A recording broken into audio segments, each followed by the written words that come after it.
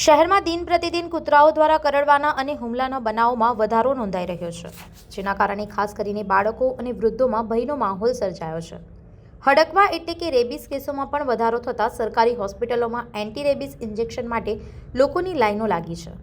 આ ગંભીર પરિસ્થિતિને ધ્યાનમાં રાખીને સુપ્રીમ કોર્ટ ઓફ ઇન્ડિયાએ તંત્રને મહત્વનો સંદેશ આપ્યો છે. કોર્ટે કૂતરાઓને શેલ્ટરમાં રાખવા અને અસરકારક નિયંત્રણ માટે જરૂરી પગલાં લેવા સૂચના આપી છે. સિનિયર ધારાશાસ્ત્રી શૈલેષભાઈએ જણાવ્યું કે કોર્ટના આદેશનું પાલન કરવું તંત્ર માટે ફરજિયાત છે, નહીં તો કાનૂની કાર્યવાહી થઈ શકે છે. હવે શહેરીવાસીઓ તાત્કાલિક અને કડક પગલાંની રાહ જોઈ રહ્યા છે. સંવાદદાતા સાથે અભિપ્રાય ન્યૂઝ, વડોદરા. શહેરોમાં અને ગામડાઓમાં રખડતા કૂતરા, સ્ટ્રે ડોગ.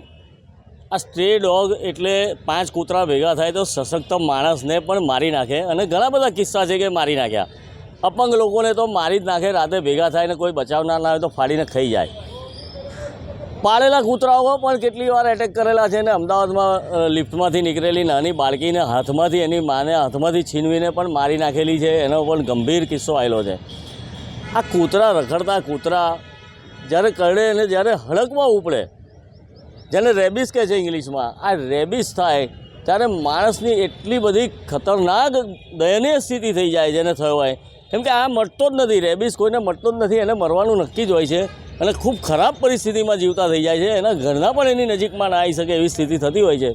ત્યારે આ કૂતરાના પ્રેમીઓ કેટલાક ફાટી નીકળ્યા છે કે અમને કૂતરાનો પ્રેમ છે. તો આ બાબતમાં સુપ્રીમ કોર્ટમાં પણ કેસ ગયેલો છે અને સુપ્રીમ કોર્ટે કંઈક માર્ગદર્શન આપ્યું છે કે આ કૂતરાઓને કોર્પોરેશને પકડીને સ્પેશિયલ શેલ્ટર બનાવીને એમને ત્યાં જ રાખવા. અત્યારે કૂતરાને પકડી અને એમને ખસીકરણ કરી અને વડોદરામાં પાછા છોડી દેવાના એવું ચાલ્યા કરે છે. હવે એ ખસીકરણ થાય છે કે નહીં, બર્થ કંટ્રોલની પ્રક્રિયા થાય છે કે નહીં એ ખબર નથી પડતી. પટ્ટો વરેને છોડી દે છે, પાછા એને જ બર્થ કંટ્રોલ કર્યા પછી પણ બચ્ચા થાય છે અને પાછા બીજા, એટલે વધતા ને વધતા ગયા છે. આ બર્થ કંટ્રોલના પૈસા ખર્ચા કરોડ એ બી વધતા ગયા છે અને કૂતરા બી વધતા જાય છે. એટલે આ બંને શંકાસ્પદ છે. તો હવે આ બધાની જગ્યાએ સુપ્રીમ કોર્ટે એવું કહ્યું છે કે શહેરમાં હોવા જ નહીં જોઈએ, એને શેલ્ટર હોમમાં મૂકો. અને કોઈ જો રખડતા કૂતરાનો પ્રેમી આવી જાય અને કૂતરાને મારે રાખવું છે, એડોપ્ટ કરતો હોય તો એડોપ્ટ કરવાની એપ્લિકેશન રાખે, પોતાના ઘરમાં જ રાખે. પછી એડોપ્ટ કરેલો રખડતું હોવું ના જોઈએ, એની રિસ્પોન્સિબિલિટી આવે.